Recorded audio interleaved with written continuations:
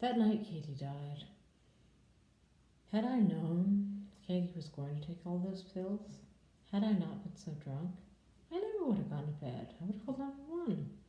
Negligence when drunk to one person's mental health crisis? I was so on my own. Drunk. That was why I got sober, finally, and just still sober even now. To try to do better if I was given another chance at life. Apparently, because this has all happened, I was. I do try to learn from my mistakes. I deeply regret being an alcoholic and on food stamps. That wasn't my fault. Part of it wasn't my fault, but it was my disability. But when Katie and I were in that domestic partnership, I tried my best to be a good wife, but I failed. I do believe I made her happier than anyone else ever had. I took her virginity. I was her only partner, her first love, her only love, her life. I went to rehab in 2013 after being widowed. I was told to get spirituality to get sober. Found something that worked for me. Witchcraft filled the place in my life that drugs did in a different way. I got sober instead of dying.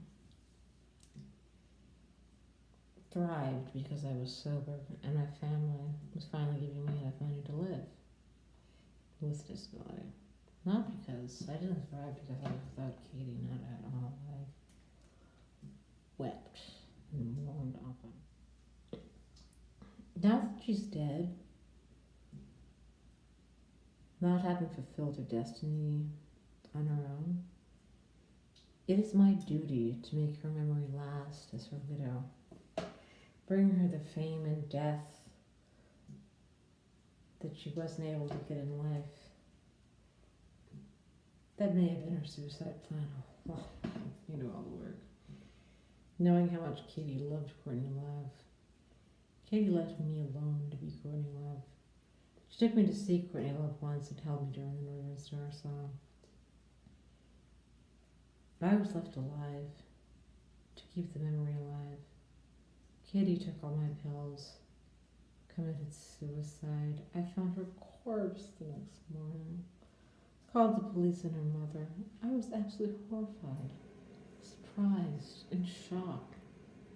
Like most memos I didn't get, I somehow hadn't gotten the memo that she was suicidal.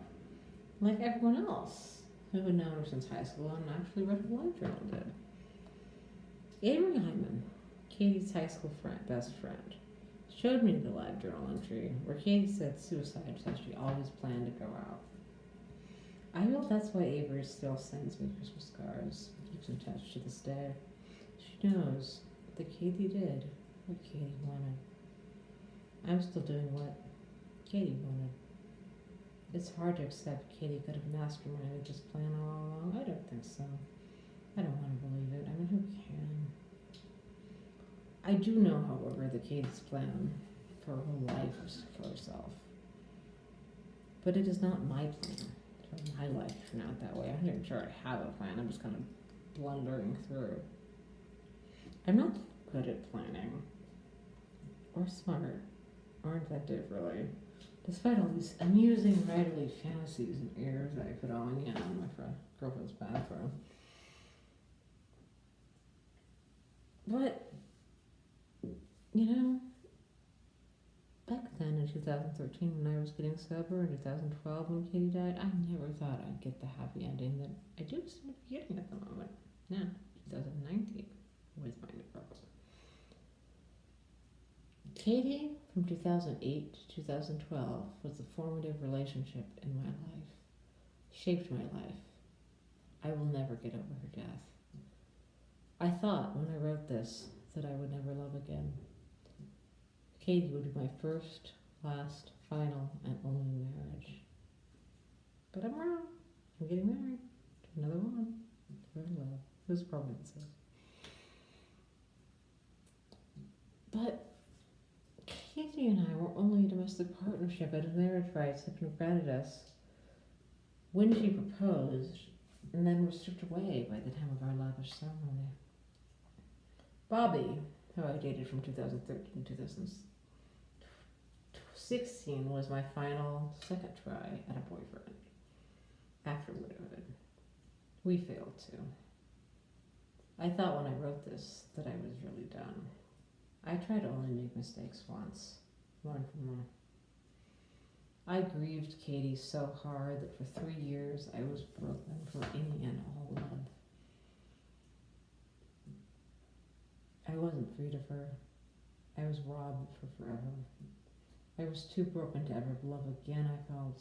Sad, diseased, I needed to be alone. I'm a widow. I tried to love again. One more time? Bobby?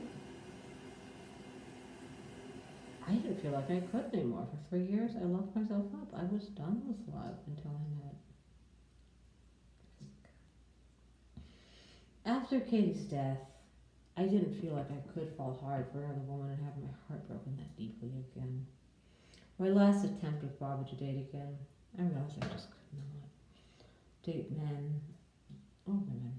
That's what I thought. Although I do tend to date better women. I'm glad I found a good one finally. I had better later relationships with them afterwards. I think it's the lesbian thing.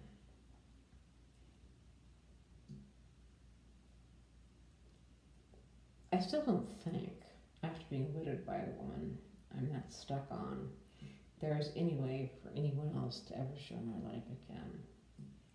I don't want anyone romantic in my life ever again. I'm so done with that. That is something else I don't have the capacity for because of my disability for those 3 years. Like most other things normal people do, I couldn't anymore. I watched episode 10, Orphans. The freak show tied into Asylum. Pepper got put in Briarcliff Manor. That season was hard to watch. Bad psychiatry, religion, false accusations, fucking with mental illness.